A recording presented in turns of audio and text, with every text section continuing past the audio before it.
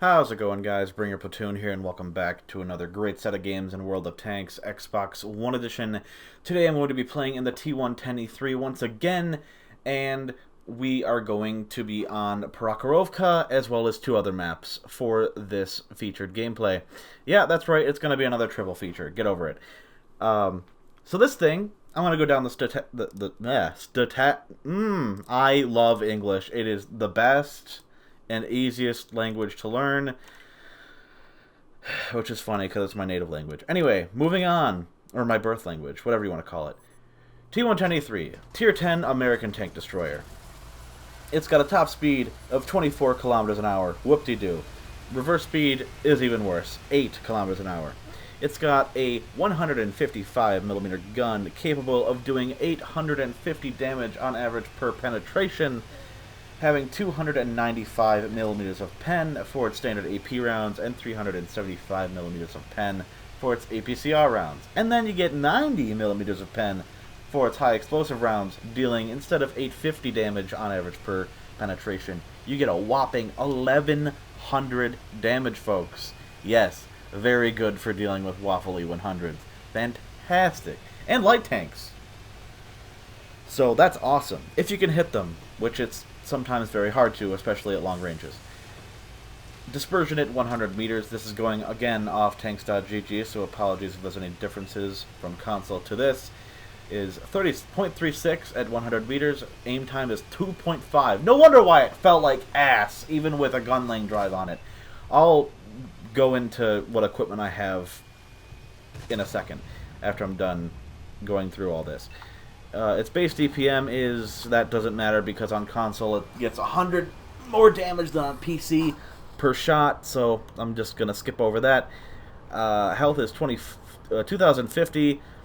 Gun depression is 8 degrees, very good for getting hulled down. Not quite as good as a medium tank in the same line, but it's good enough to be hulled down. It's awesome. Gun elevation is only 16 degrees, not the best, not by far. 390 base view range because it's a tank destroyer, and tank destroyers get shafted in that for some reason, instead of the base 400 for mediums, but yeah, it's fine. Moving on. 20% fire chance, which means 1 in every 5 shots into your engine will set your ass on fire. And okay, I take back about the view range thing. The Patton gets 420 base view range, and so does the Sheridan, but you know what I'm talking about. Base view range for like a heavy tank. There. I corrected myself before someone had the chance to do it in the comments. It's fine. It's fine. Reloading time for this gun is like 16.3 seconds on tanks.gg. I've got it down to 15.3 with both the gun lane drive and the perk for the commander that further increases your, or decreases your loading time by 10%. And I have rations on. So, yeah. I don't have vents on. I probably should, but I opted to have the rammer on, optics, what the hell else? The advanced concealment. It's basically the camo net now, when it's so it's active all the time instead of just when you're stationary. I get fucking wailed on there by something that hit me for 500, and then they already hit me for another 500, making my health down to basically almost half. So that was cool.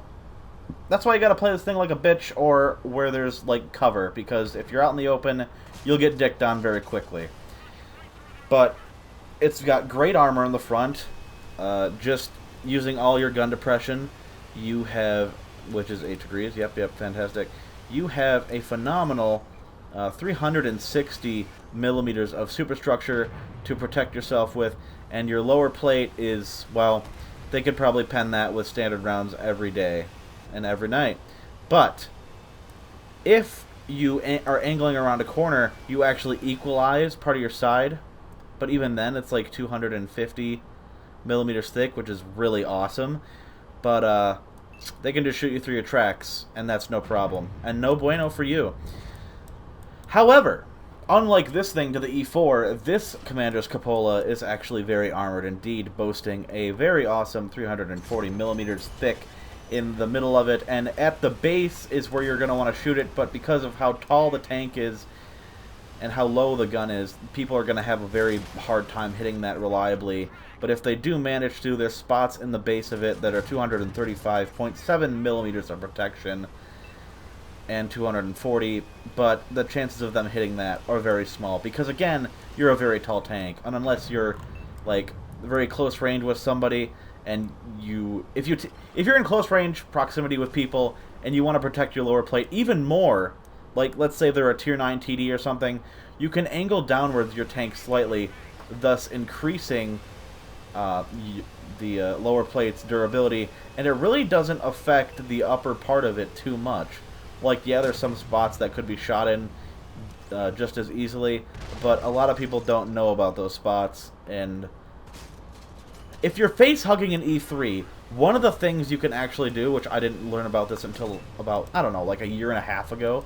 I'm disclosing it now to help people fight E3s, but I don't know why you'd want to be face-hugging it. There's a little divot where the mantlet sits at the bottom half of it. If you shoot into the divot where the mantlet rests, and where the gun sways, that is only 76 millimeters of armor, well, 110 of effective armor. So if you're face-hugging it, use your gun depression to look down, assuming you have some to work with, and you should be able to pen that no problem on both sides of the tank. And they probably will not be expecting you to be able to do that because, you know, you're a heavy, you're not going to have a lot of penetration, especially not for dealing with this thing face-hugging. So yeah, just do that with standard rounds and you're good to go. But again, why would you want to be face-hugging an E3? I don't get it. It's risky, but it could pay off. You never know. So, I told you my equipment. I've told you the armor layout. I've told you pretty much everything there is to know about this tank. The cons of it are obviously it's very slow. You'll have matches where you won't be able to get nearly as much damage as you need to go up in the mark. The third mark, anyway. And then you'll have matches where you're just like sitting there, hoping for damage, la la la, waiting for a target, and then, well, that moment never comes. And again, you don't get enough damage. Or adversely, you do what you're supposed to do and go with the heavies. Okay? Great. You're a team player. You're doing great.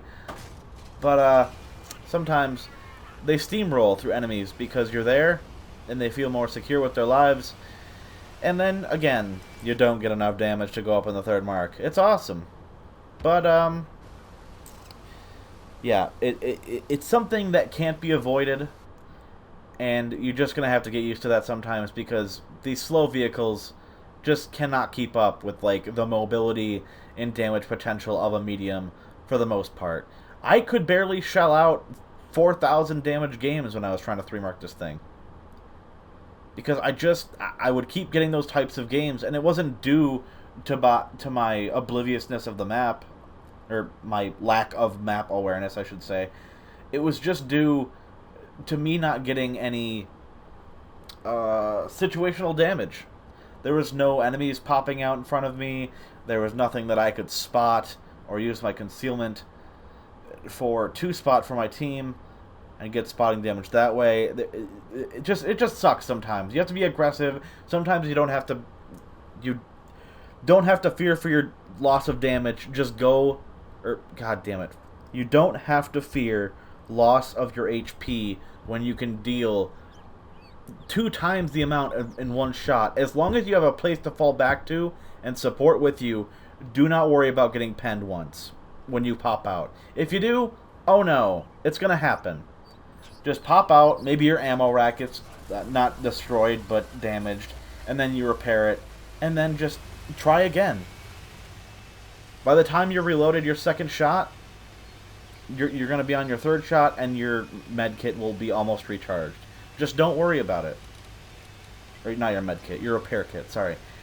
But is it worth putting on the combat rations, or whatever you'd call those, the premium consumable? Because it's not cola anymore, it's not putting in tea, it's not anything. It's just the premium consumable.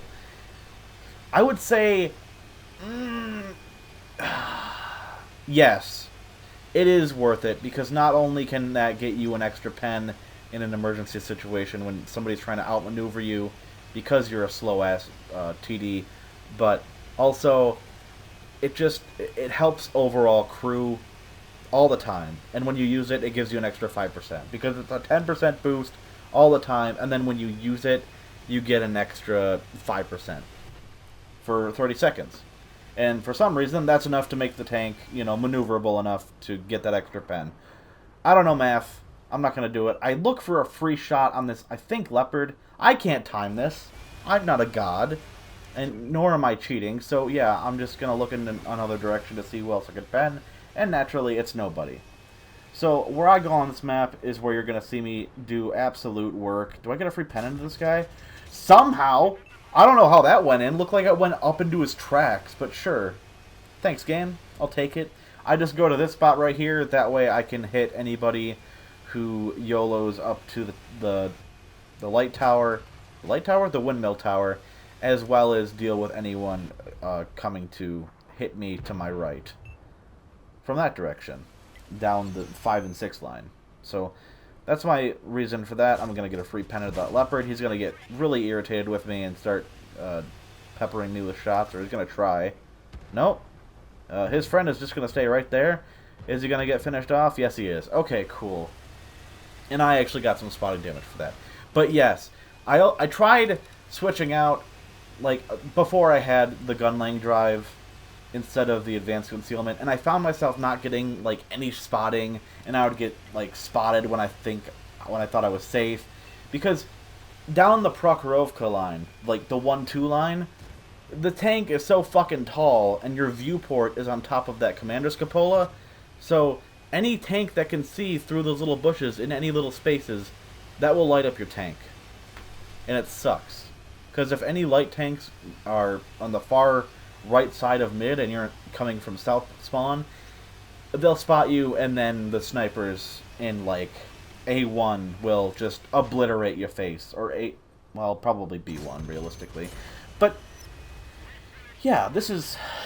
Why am I talking about Prokhorovka when we have... What is this, Kaunas? Sure. I'm coming here because I know a lot of heavy tanks are coming this way. I could be helping the other guys on, like...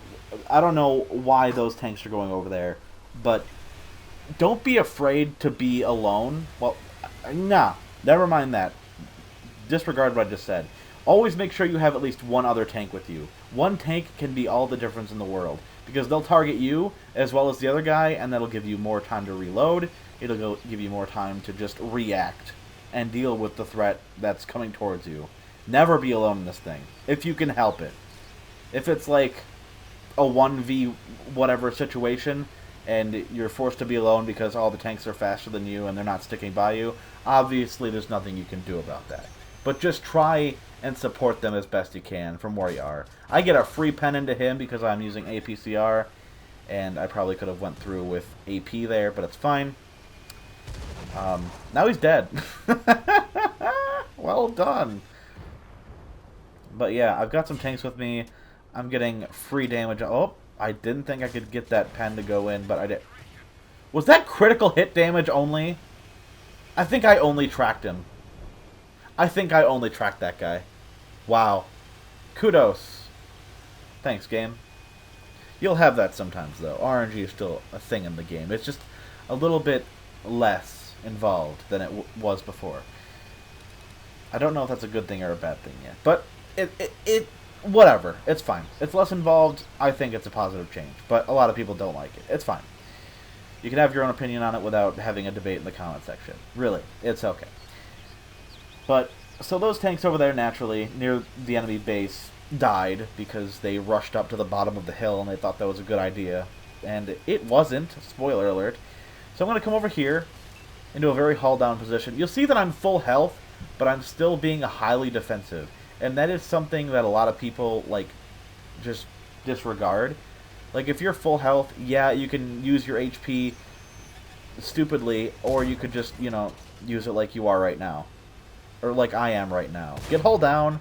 Don't throw it away needlessly. Like, there's still an actual game to be won here. It's not like a life or death situation. I'm not going to die in 3 seconds, so I'm just going to throw my tank away to get one more pen.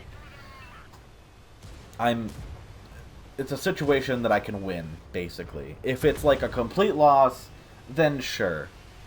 Like if it's 2v14, obviously your odds of winning that are very low, and there's a high chance that your game's about to be over very, very soon.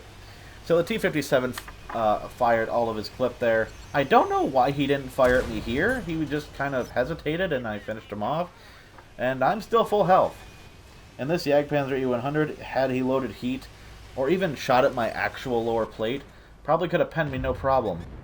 But unfortunately for him, he bounces, I don't.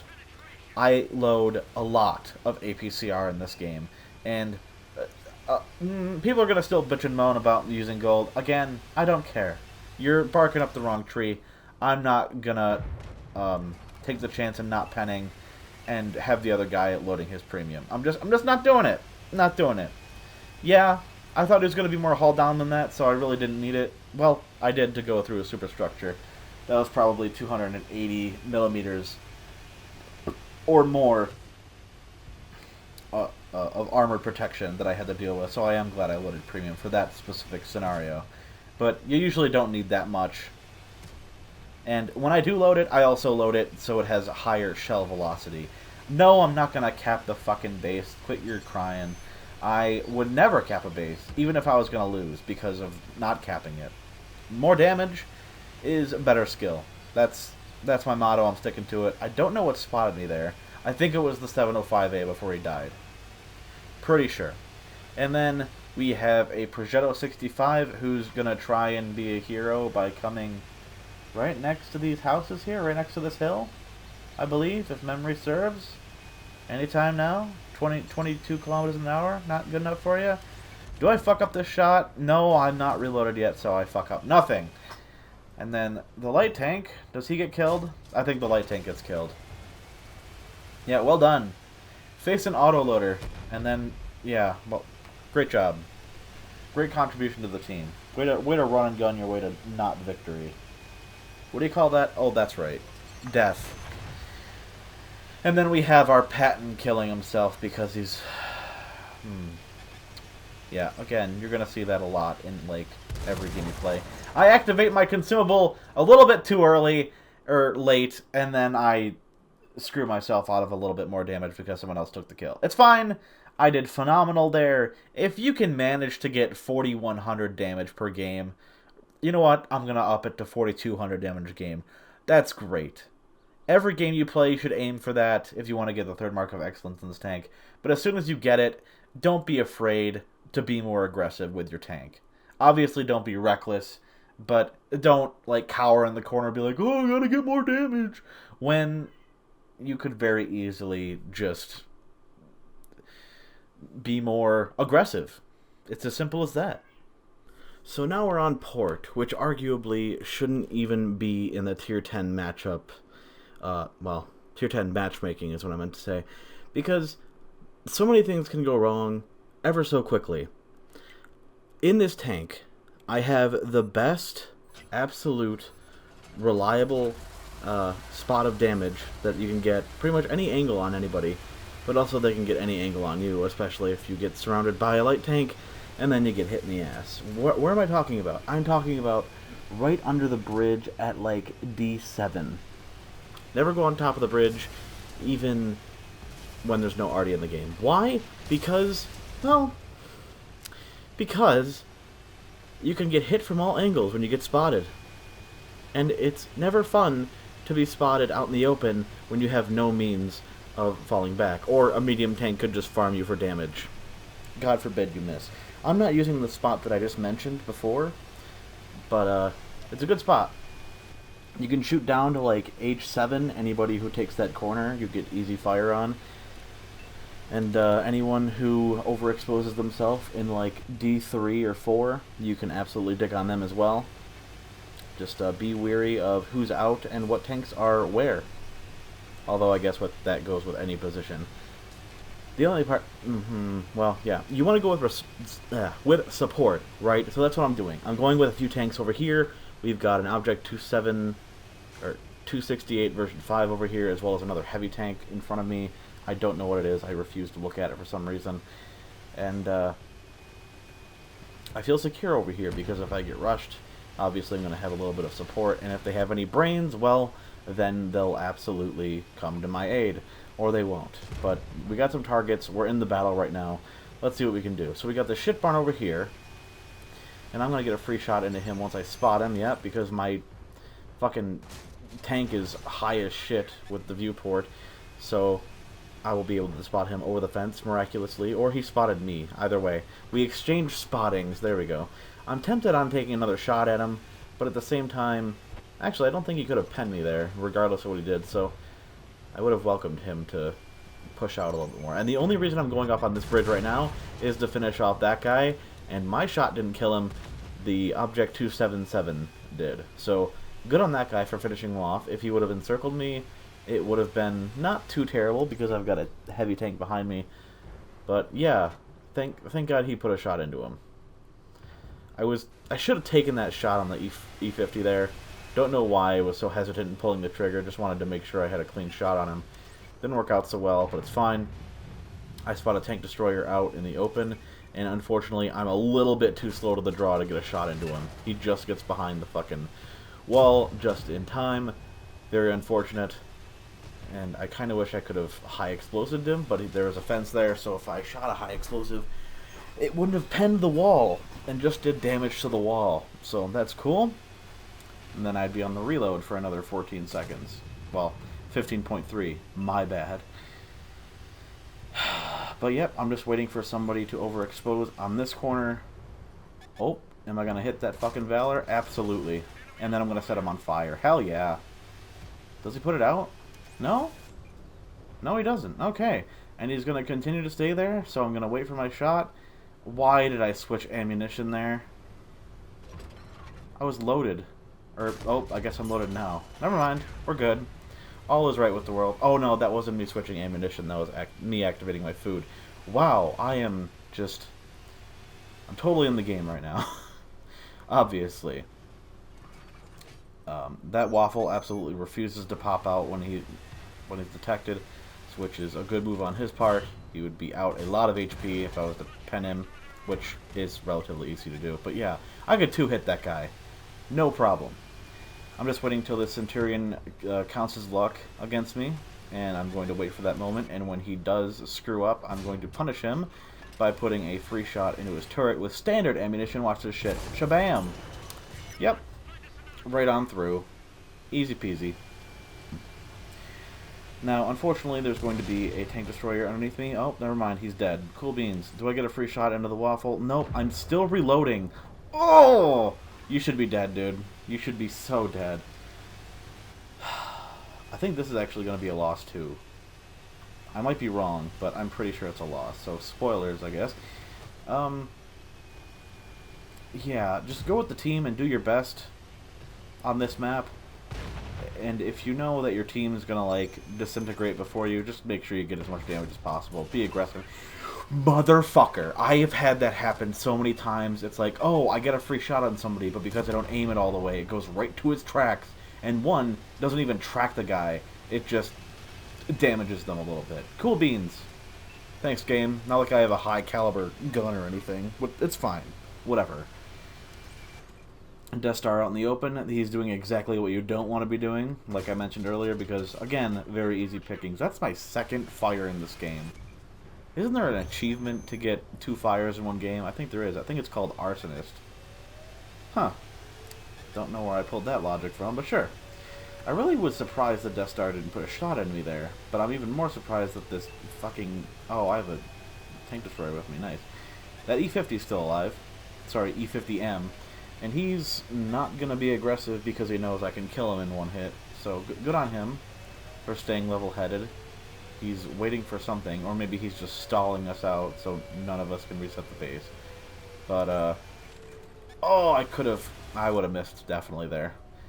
But I just want him dead. I activate my combat rations again for extra handling. Because, ooh, he's going to damage me. I wanted to avoid getting encircled by him, but then I waste the shot on the Death Star to get a full roll because the waffle hit him, and I know that's selfish, but I think I'm able to save the waffle, maybe? No, the waffle dies right before I finish reloading. That's unfortunate.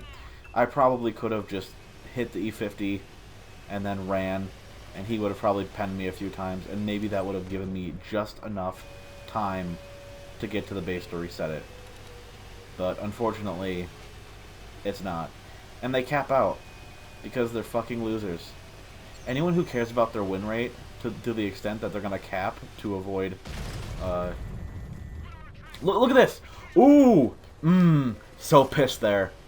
Why the fuck does a metal fence, block a tank shell dead in its tracks? I don't care if I would have lost a little bit of penetration on that shot, but my god. I probably could have aimed a little bit higher on the Death Star and penned his, the top of his turret there. But that should have went through. They shouldn't make that a fucking a hitbox or a collision detected. Whatever. It's fine. That's 3 games on the T110E3. Hope you guys enjoyed each and every one of them. Thank you for watching, and I'll catch you next time.